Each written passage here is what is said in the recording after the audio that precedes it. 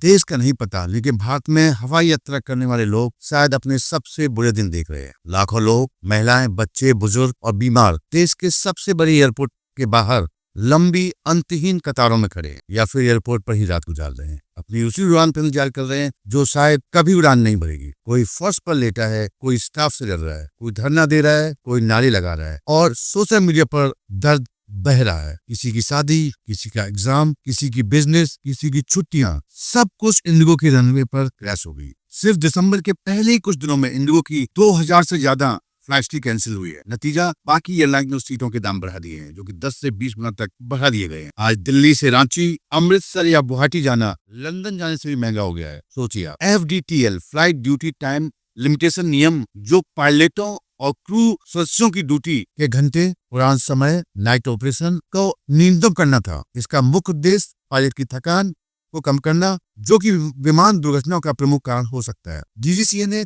जनवरी 2024 में नियमों को संशोधित किया था, जो सभी एयरलाइंस पर लागू होते हैं, खासकर भारत जैसे तेजी से बढ़ते विमान बाजार में। इन नियमों को 2 चरणों में लागू किया। पहला चरण जुलाई 2025 से आराम अवधि में वृद्धि, दूसरा नवंबर 2025 से नाइट ऑपरेशन और संचयी सीमा पर सख्ती। इसका असर एयरलाइंस पर होता है, मतलब दे रिक्वायर्ड ज्यादा पायलट और क्रू चाहिए। नाइट फ्लाइट्स और मल्टी सेक्टर वाले रूट्स महंगे होंगे। इंडिगो जैसी लो कॉस्ट एयरलाइन जो बहुत ज्यादा कमाती है क्रू को, सभी ज्यादा प्रभावित हुई। दिसंबर 2025 में इंडिगो ने हजारों उड़ानें रद्द या देरी फ्लाइट डिले की, जिससे देश के प्रमुख हवाई मार्गों पर यात्रियों को भारी परेशानी का सामना करना पड़ा। इसका कारण सिर्फ पायलट क्रू या FDL का नियम नहीं। कुछ लोगों का कहना है कि यह संकट इसलिए आया क्योंकि इंडिगो का प्रमुख मार्केट, मतलब डोमिनेंस है, इतना है कि बैकअप प्लानिंग नहीं थी, जिसकी वजह से एरोगेंस उनके अंदर आया। मौजूदा स्थिति में इंडिगो प्लस एयर इंडिया जैसी एयरलाइंस लगभग 92% घरेलू हवाई मार्केट कवर करती है, यानी उपभोक्ता के पास बहुत कम विकल्प हैं। अभी सरकार भाग दौड़ में है, चेतावनी, अनुरोध, आदेश सब कुछ कर लिया, प्राइस कैपिंग भी की गई,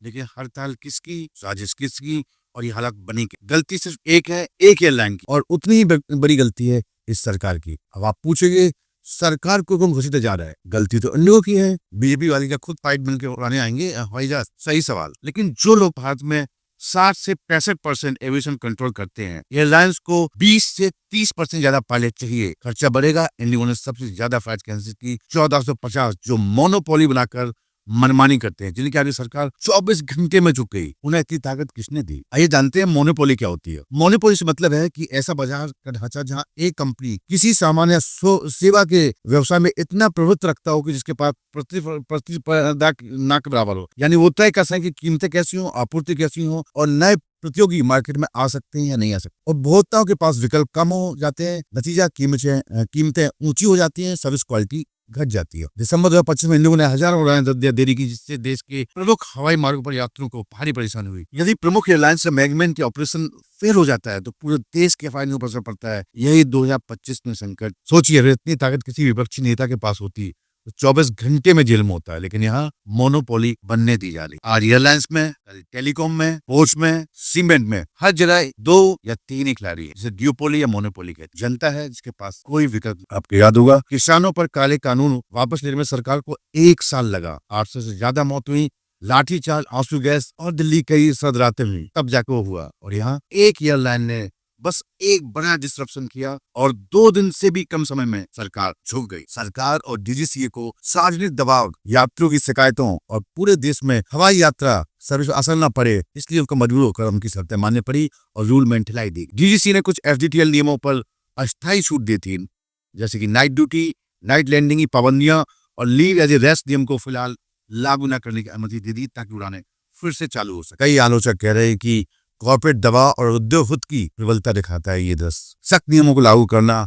वर्सेस व्यवसाय यात्रा को सुचारू रखना एक ट्रेड ऑफ बन गया है, समझौता between corporate and the government. ऐसा कॉर्पोरेट दबाव प्लस सिस्टम की निर्भरता के कारण हुआ है, तो यह सुरक्षा और नियामक जवाबदेही के लिए अच्छा संकेत नहीं है। क्यों? क्या ये डिस्ट्रप्शन अचानक था या जानबूझकर किया गया था? क्या ये संकट असली था या इंडिगो की ताकत का एक डेमो था? यह सिर्फ इंडिगो की कहानी नहीं है, ये नए भारत की कहानी बन रही है, जहाँ पैसा भगवान है और नागरिक उसकी कीमत। आज फ्लाइट रुकी, कल दवाइयां रुकेंगी, फिर इंटरनेट, फिर पानी। क्या होगा जब सारे जरूरी सेक्टर्स कुछ लोगों के हाथों में होंगे? तो असली सवाल ये है, क्या ये देश लोकतंत्र चला रहा है या कॉर्पोरेट्स? क्या सरकार जनता के आगे जवाबदेह है या कुछ अरबपतियों के आगे? और सबसे बड़ा सवाल, क्या अगली बार भी आपके दर्द से कुछ बदलेगा? हम सब सिर्फ सोशल मीडिया पर रोएंगे या कुछ होगा भी? टर्मिनल 3 जैसी लंबी कतारों में खड़े होकर हमारा भविष्य तय होगा? ये फैसला आपका है।